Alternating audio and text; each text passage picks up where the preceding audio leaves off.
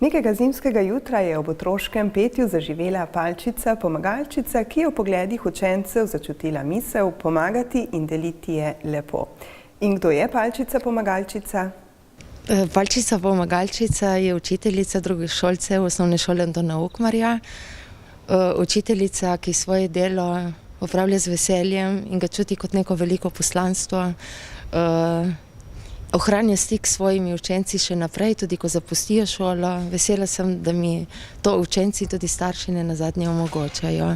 Uspešno izvedena decembrska humanitarna akcija, v kateri so zbrali 250 daril, pa je dala zagon za naprej. Vala se je nepričakovano zelo odzvala. Do sedaj nisem imela še nikoli v življenju izkušnje s tako obliko prostovoljstva. Zdaj sem se pa lotila zbiranja zamaškov in drugih stvari, tudi recimo kakšnega starega papirja, zato da lahko srečo obdariti nekoga občutijo tudi tisti, ki živijo v stiski. Pri tem lahko pomagajo starejši ljudje, škratki iz mojega razreda in na ta način v bistvu bomo potem pridobili sredstva, ki jih bomo namenili pri delovanju društva Palčica pomagalčica in dobrodelni škratki. Pri zbiranju zamaškov sodelujeta tudi sedmošolki Nela in Gaja Vanesa. Veselo, da pomagam in da sem nekaj dobrega naredila.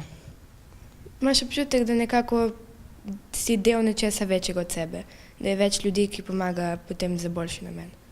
Posebno zagreti pa so učenci 2. D razreda osnovne šole Antona Ukmarja, saj imajo posebno vlogo.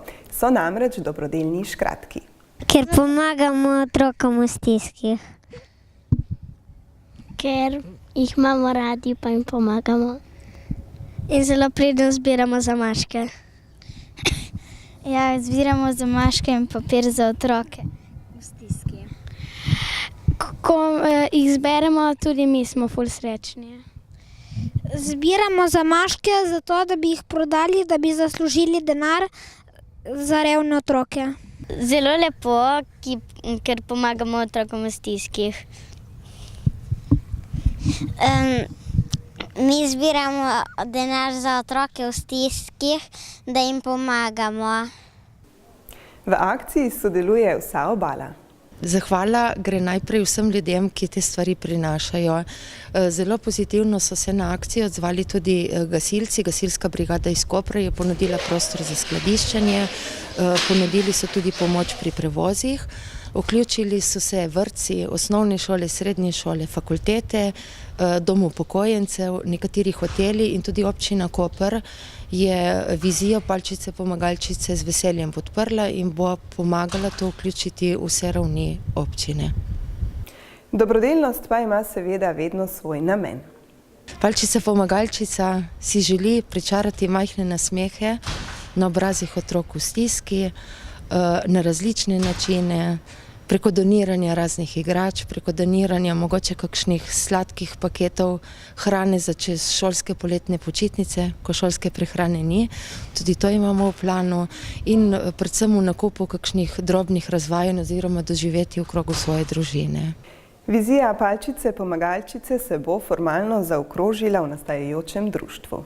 Društvo, ki se bo v zelo kratkem ustanovilo tukaj v Kopru, bo imelo namen povezovati občine obale, povezovati jih v razne dobrodelne akcije in pomagati različnim ranljivim skupinam otrok.